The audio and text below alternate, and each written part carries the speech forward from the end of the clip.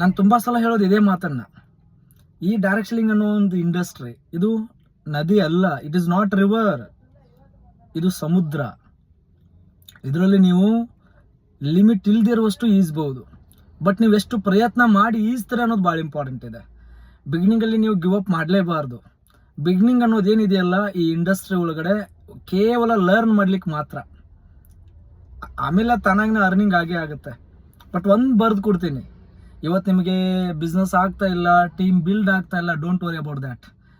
ನಿಮ್ಮ ಎಫರ್ಟ್ ತುಂಬ ಪ್ರಾಂಪ್ಟ್ ಆಗಿರಬೇಕು. ನಿಮ್ಮ ಕೆಲಸದಲ್ಲಿ ಪ್ರಾಮಾಣಿಕತೆ ಇದ್ದರೆ, ನಿಮ್ಮ ಕೆಲಸದಲ್ಲಿ ನಿಷ್ಠೆ ಇದ್ದರೆ, ನಿಮ್ಮ ಕೆಲಸದಲ್ಲಿ ಭಕ್ತಿ ಇದ್ದರೆ ಖಂಡಿತ ಒಮ್ಮೆ ಒಬ್ಬ ಒಳ್ಳೆ ಡೌನ್ಲೈನ್ ಸಿಗ್ತಾನೆ. ಆ ಒಬ್ಬ ನಾಳೆ 1000 ಟೀಮ್ ತರ್ತಾನೆ.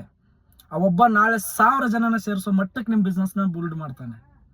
ಇದನ್ನು ನೀವು ಬಿಲೀವ್ ಮಾಡ್ಬೇಕು. ಅದಕ್ಕೆ 1000 ನಿದರ್ಶನಗಳಿದೆ, ಲಕ್ಷಾಂತರ ನಿದರ್ಶನಗಳಿದೆ. ಜಸ್ಟ್ ಓನ್ಲಿ ಒಬ್ಬ ಡೌನ್ಲೈನ್ ಅಲ್ಲ, ನಾನು ಎಕ್ಸಾಂಪಲ್ ಹೇಳ್ತಾ ಇದ್ದೀನಿ. ಅಂಥವ್ರು ನಿಮಗೆ ನಾಳೆ 10 ಜನ ಸಿಗ್ತಾರೆ. ಅವಾಗ ನೋಡಿ, ಇವತ್ತು ನೀವೇನು ಪಡ್ತಾ ಇದ್ರಲ್ಲ ಎಲ್ಲ ಕಷ್ಟಕ್ಕೆ ಒಂದು ಒಳ್ಳೆ ಕ್ರೆಡಿಟ್ ಸಿಗುತ್ತೆ. ಬಟ್ ಅದು ಅಷ್ಟು ಈಸಿಯಾಗಿ ಎಲ್ರಿಗೂ ಒಲಿಯಲ್ಲ. ಈ ತಪಸ್ಸಿಗೆ ದೇವ್ರು ಹೆಂಗೆ ಒಲಿತಾನೆ ನೋಡಿ, ದೇವ್ರು ಒಲಿತಾನೆ ಅಂತ ಹೇಳ್ಬಿಟ್ಟು ಎಲ್ಲರೂ ತಪಸ್ಸಿಗೆ ಕೂಡ್ತಾರೆ, ಎಲ್ರಿಗೂ ಒಲಿದಿಲ್ಲ ಅವನು, ಕೆಲವೊಂದಿಷ್ಟು ಜನಕ್ಕೆ ಮಾತ್ರ.